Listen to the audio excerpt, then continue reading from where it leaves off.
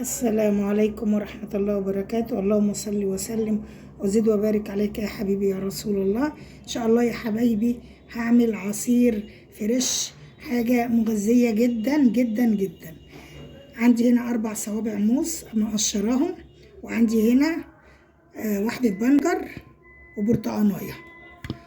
ونقول بسم الله، نقطع كده زي ما انتم شايفين. بحط الموز واقطع كده البرتقانية اهي، بسم الله ما شاء الله.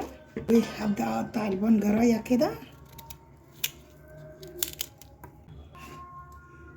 انا قطعت اهي يا حبايبي الموز على البرتقال على البنجر، وازوده كده. نقول بسم الله ونزوده بلبن زي ما انتم شايفين كده، بلبن كده.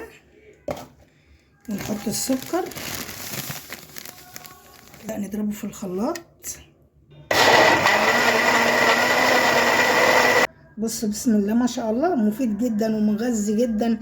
واللي عندها انيميا حلو قوي قوي قوي. بص انا ضربت ازاي، ضربته في الخلاط اهو. بصوا اهو، بص يا حبايبي، ضربته في الخلاط بسم الله ما شاء الله، حكايه. بسم الله.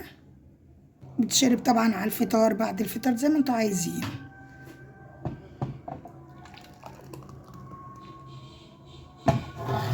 اهو يا حبايبي، بصوا بسم الله ما شاء الله، مغذي جدا. جربوه باذن الله هيعجبكم قوي، وفي حاجه فريش ومغذيه، حاجه جميله جدا.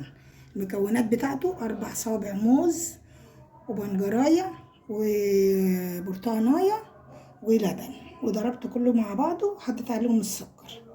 واهو بسم الله ما شاء الله، هيعجبكم جدا. جربوه وهيعجبكم. متنسوناش ان شاء الله يا جماعه في الاشتراك في القناه واللايكات كده. وبعد ما تشوفوها قولوا لي في الكومنتات ايه رايكم في العصير الجميل ده الفريش الحلو ده. السلام عليكم.